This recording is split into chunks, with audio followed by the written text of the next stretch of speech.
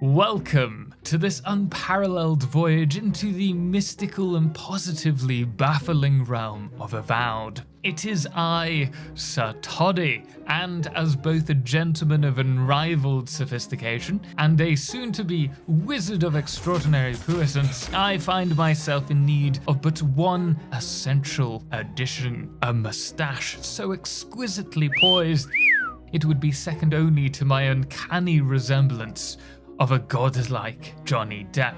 And I am godlike. Touched by the gods, I have been endowed by incredible power, perceptive prowess so sharp it could cleave a whisper in twain, and incomparable intellect. Regrettably, my constitution and resolve are somewhat lacking.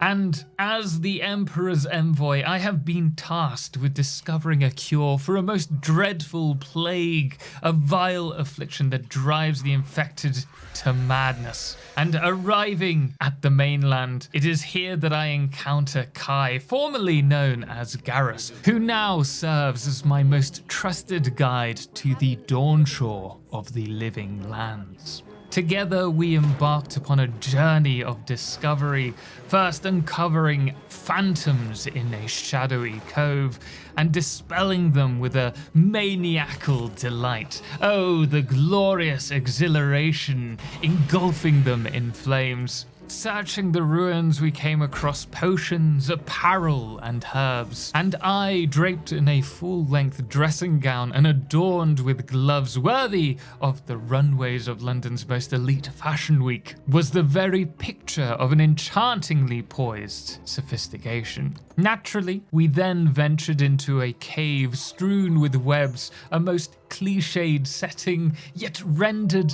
tolerable given the fact that spiders have silk, and these could be used to make the most exquisite gown. Unperturbed by the bloody skid marks that marred the floor, we forged ahead.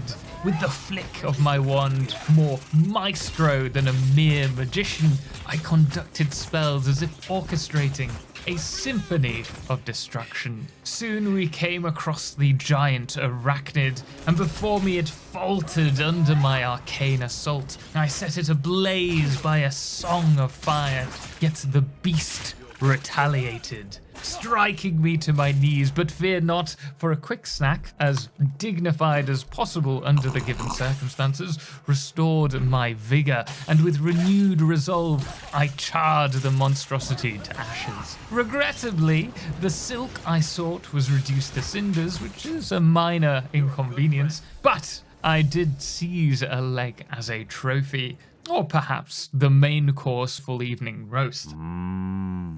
Fortune favors the bold, and soon I discovered the dueling pistols, a clear sign from the cosmos itself, and armed with the newfound might, I unleashed a hail of lead upon the Zorips, sending the lizard folk scattering before me. Yet even a deity among men has their limits, and so I momentarily succumbed to the onslaught, only to rise once more, raining terror upon my adversaries with the unrelenting fervor of a phoenix reborn. At this point it was clear we needed a rest, and finding ourselves beneath the shimmering luminescence of this Ardra waystone, I take respite, though rest is but a trifling inconvenience to one that is divinely endowed as myself. Whilst we made camp, I tinkered with my trinkets with the deftness of a master artisan. I spent the evening imbuing my weapons with all manner of scavenged curiosity, increasing their level, making them more powerful, awakening with this blaze of destiny igniting within my very soul. I sprang forth, dashing to a vantage point above the encampment of the accursed Zorips. Kai, ever the reckless fool, engaged them with the delicate grace of a butterfly waltzing with death itself. I, however, chose a more tactical approach. With meticulous precision, I engaged them one by one, timing my shots with the practiced patience of a gentleman duelist at dawn.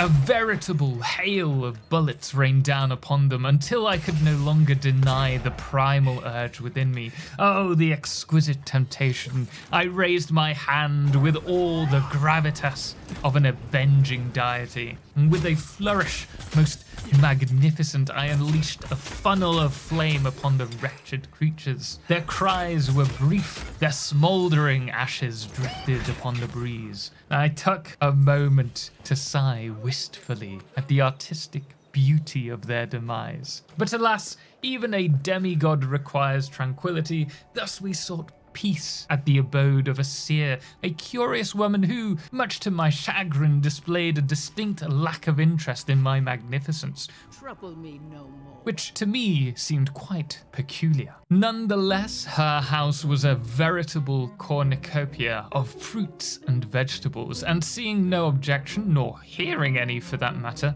I helped myself to her meagre supplies, a gentlemanly courtesy, I assure you. And upon hearing that there was a wishing well behind the house, I did the only sensible thing. I partook in a light bathing, refreshing my godlike body before turning my attention to that glimmering coin that lay within. And here, my dear viewer, some might suggest that pilfering the wishes of the poor is morally questionable, to which I reply, pish posh. Surely, had the coins not been destined for me, the gods would have smitten me on the spot. But alas, I remain unsmitten, ergo the coins were clearly meant for one of my exceptional qualities. And as our quest continued on, we soon encountered a trio of bears, their growls echoing with primordial menace. It was then that I devised a tactic so ingenious, so cunning, that even Sun Tzu himself would have applauded. I attempted to toast the bear as one would a marshmallow over a bonfire. But alas, this particular bear was quite unamused and retaliated with a ferocity most unseemly. Fearing a most undignified demise in the maw of a beast at this point, I executed a most graceful dive to the bottom of the hill, vanishing from the creature's line of sight.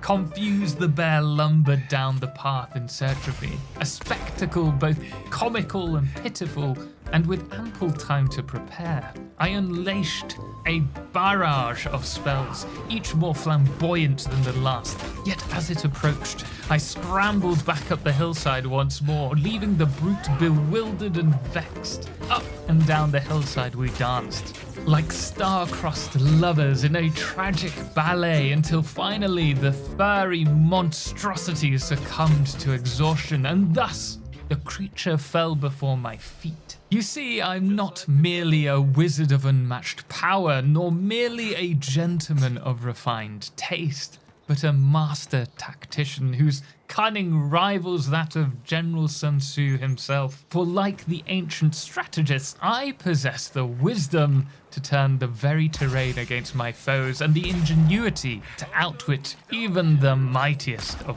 beasts. Soon we came across another forsaken Zaurip village, this time overrun with Zaurips and bears, a pairing so utterly grotesque one could hardly believe the world still finds room for such depravity. But fear not, for I, Sir Toddy, am here to deliver justice. Each volley of lead I unleashed was a daring challenge to the beasts, and as they rushed forwards, I, the ever-gracious tactician, retreated, maintaining my distance with an elegance only a man of my caliber could summon. No matter the peril, no matter the ferocity of these foes, my newfound tactics, which I dare say will go down in history as revolutionary, paid off. With Zaurips and bears alike slain before me, like so many autumn leaves before a fierce wind, I ventured deeper through the tribal village, my mind set upon greater adventures yet to come, and so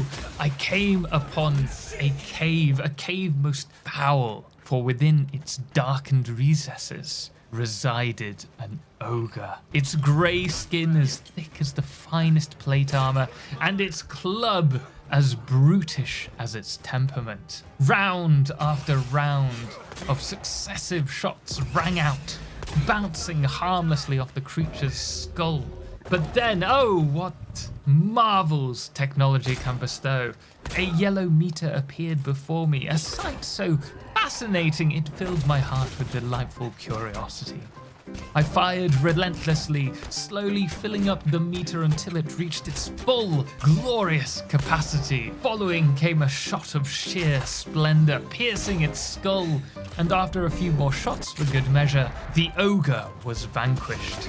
Its head, now a trophy for my ever-expanding collection. Thus, I continued my journey onward, though now sporting a flaming sword, an emblem of my triumph, and scavenging a most dangerous arquebus. Soon we encountered more bandits and Zaurips, all so ever eager to die by my hand. I slew them all with a magnificent flourish, like a king at a banquet, each strike more poetically brutal than the last. And then dark magic. For no grand adventure would be complete without it. I came upon a place caged by vines, where the air itself seemed to whisper of sinister enchantments. It was here I encountered the ambassador of the city of Paradis, a man who quite frankly resembled little more than a sad whelp in need of rescuing. But alas, rescue him I did, for in doing so I would gain access to Paradis, a city of wealth and opulence,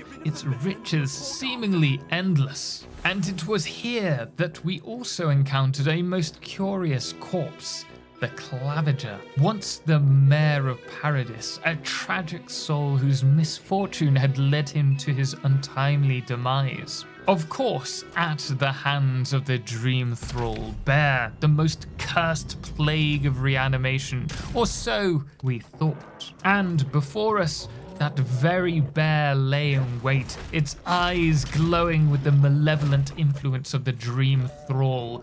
It charged, its claws seeking to rend me in twain. But fear not, dear viewer, for I, Sir Toddy, am no mere mortal. I ducked and dived with the grace of a ballroom dancer, releasing hellfire and ice upon the creature with all the ferocity of a tempest. It shattered into pieces, its former monstrous self reduced to a mere mosaic of frozen fragments. And thus, with my trusty ambassador now firmly in my safe hands, we proceeded to return to the resplendent city of Paradis. A city so magnificent it would even make the gods themselves blush with envy. Ah, what a sight it is, truly a spectacle for the ages, if not for the cruel fate that befell me in that very moment. In the blink of an eye, an arrow sharp as a serpent's bite sank deep into my stomach. The audacity! And in that very instant, I found myself at the threshold of death's cold embrace. But just as swiftly, from the very ether itself, an ethereal spirit, a deity of this realm, no less snatched me from the jaws of oblivion, lifting me from the death's dark thrall, and returned me to life, as though I were a mere puppet on a string in the hands of fate. But now, dear viewer, I implore you, if by some miraculous twist of fortune you are reveling in the linguistic escapades and theatrical grandeur of this most spectacular adventure, then might I request that you subscribe to this channel. Yes, indeed, bring me back to life, resurrect me with but a single ringing of the bell that calls breath back into this flaccid yet undeniably godlike semblance of Johnny Depp. And if you would be so kind, bestow upon this video a like, for such is the only worthy tribute for a tale as grandiose as mine. Now, with breath in my body and vengeance in my heart, I return to the land of the living. By the gods, what a sweet and wondrous thing it is to be alive again. Wasting no time, I ventured into the city. No stomach for eating, both literally and figuratively, mind you, at this point. The very thought of food was quite repellent. I promptly sold my barbecued spider trophy for a bounty. Ah, yes, a sad fate for a most valiant beast, but alas, duty calls, and so I parted with it. Reluctantly, I did the same with the head of the ogre. A tragedy, really, for it would have made such a splendid display on my wall. Oh, the grandeur! And with a new bounty in hand, I sought out the Yellow Bands. A ragtag group of misfit raiders. I tracked them to their ruinous lair, the road funneling up to the encampment. Why, this could only be a trap. So naturally I took to the cliffs with the grace and nimbleness of a parkour master, countered their trap with one of my own. Whilst the merry man blissfully relieved himself, I relieved him of his head, and with a well-timed shot, he was no more. Ducking behind the keep's collapsed walls, I unleashed a barrage of bullets, volley after volley, each one a testament to my exquisite marksmanship. One by one they fell, as if they were paper soldiers in a child's game of war. However, to retrieve their coveted armbands and claim my bounty, I encountered a most tragic dilemma. You see, my uncanny love for fire is, well, somewhat of a curse. Alas, many of their bodies were reduced to ash, and with them, the coveted armbands were nothing more than smouldering remnants. Oh, balls, not again! Returning to the city, bounty in hand, I came across the first of my assassins, their note signed Igwulf. Their leader, a most intriguing adversary, a new foe that had emerged, and like a bloodhound, I was on their scent. Unfortunately, this scent led me straight into an ambush, but hell hath no fury like the fires of vengeance, and I dispatched them with elegant precision, leaving them to writhe in the shadows of their own folly. Wandering through a new district, which, it would appear, was under the tyrannical rule of the Sparrowhawk gang, I encountered one Thala, the Taskmaster. What a lackluster name for a gang leader, a true disappointment if I do say so myself. He resembled a cross between an ogre and a pirate, with the linguistic aptitude of a parrot. A most disastrous combination. Trudging through our conversation, I could not help but imagine his head upon my mantle, and that shiny pauldron of his. Why, that would make the most marvellous codpiece. But no matter, I pressed on, determined to see this through. As I ventured further through the wretched streets, I felt in my bones that something needed to be done, something to uplift the impoverished citizens of this particular district. And then, perchance, I came across an apothecary in need. And, as a gentleman of the highest order, I had no choice but to step in. And after a short conversation, the bully most foolishly challenged me, and we came to blows. The poor chap, unaware he had crossed swords with a master duelist, fell. Such a pity, but truly, how could he have known? But of course, this did cause quite the commotion in the district, as though the very heavens themselves had opened to bear witness. Thala, the Taskmaster, with ears as acute as a cat, nay, perhaps a bat, came rushing forth. And honestly, it was rather an unexpected sight to see an ogre built like a rhinoceros and seemingly impervious to any form of grace suddenly darting down the street with such sprightly, balletic leaps. Who would have thought?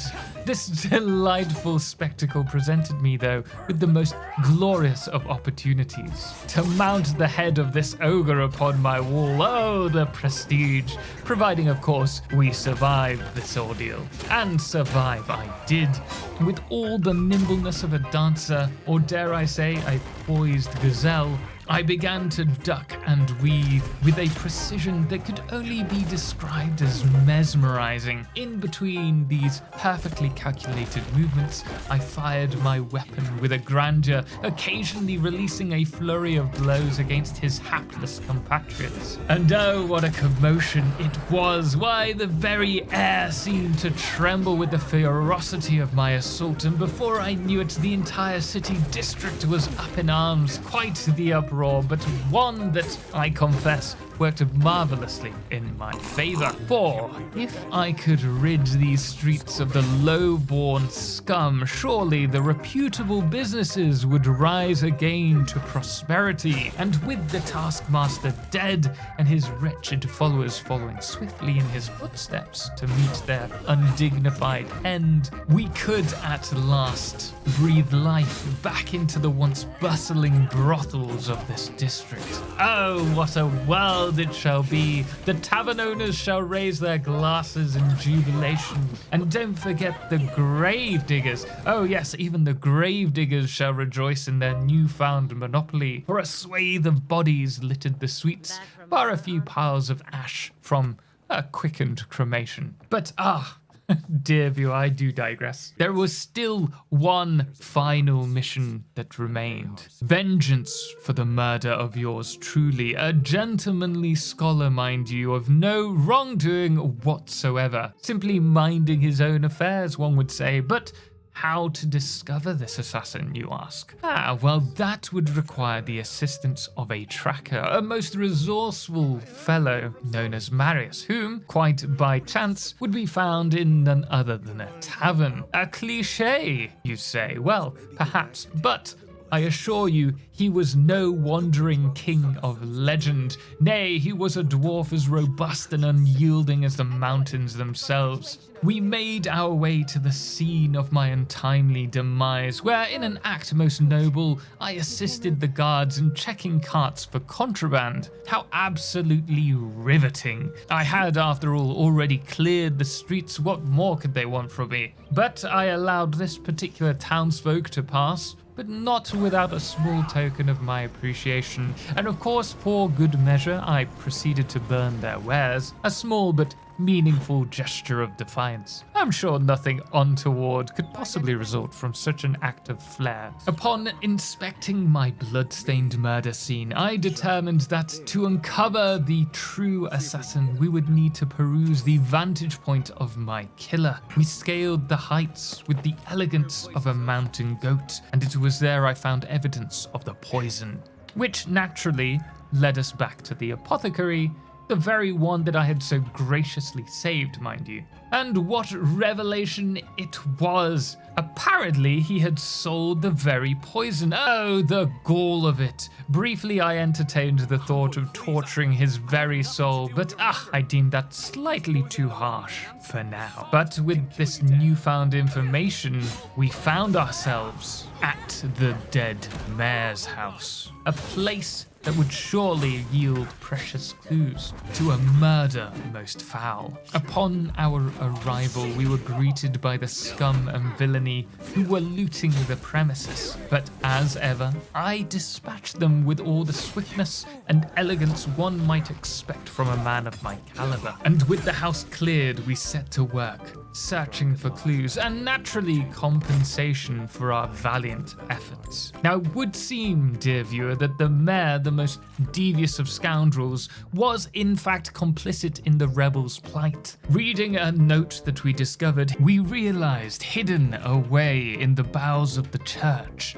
the rebels had found a most unholy refuge in the sewers. Naturally, it fell to me. Oh, how fortunate for them. Armed with my godlike energy sword, I set to work, eviscerating the very souls of my enemies, who were as helpless as lambs to the slaughter. Truly, the weapon itself seemed lost to the ages, perhaps from the forgotten realms of Halo Infinite. But I wielded it as if it were pulled from the very fabric of time itself, cutting through my foes with divine precision.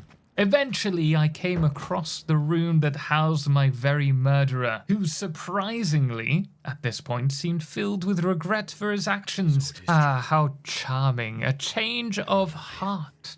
Indeed, how remarkably quaint, and given this sudden burst of remorse, I found it within the very depths of my magnanimous soul to forgive him. For surely the wheels of fate shall not return to play the game of pin the arrow in the scholarly gentleman once more. With this unsavory business finally behind me, we returned to the ambassador and delivered the most gracious of messages, informing him of my most miraculous change of heart, only to then be met with a mouthful of frustration from his end. But then the Inquisitor entered the room, and let me tell you, dear viewer, there was an immediate shift in the atmosphere, as though the very fates themselves held their breath, her eyes lit by hellfire, glowing with the terrible light of 1,000 burning souls. I could feel the suspense and existential dread in the air. At that very moment, it was blindingly clear the true enemy stood before me. But for now, I shall play my cards close to my chest, as a gentleman never reveals his hand. So now I venture forth into the mysterious realms beyond, and I must wait in anticipation. For surely the day will come when my spells shall meet her blade in a battle of divine proportions. Ah, what glory awaits us. But that, dear friends, is an adventure for another day. An adventure so tantalizing, so exhilarating, that to speak of it now would be a disservice to its magnificence. So whilst I, Sir Toddy Tiddlywink, head off in search of horny nymphs and a self-combusting toad, if you should wish to join me in yet another riveting and exhilarating exhibition, then I do implore you to subscribe and let me know if we should continue this grand adventure or perhaps immerse ourselves in another world entirely. But until next time, dear viewers, thank you for watching and adieu.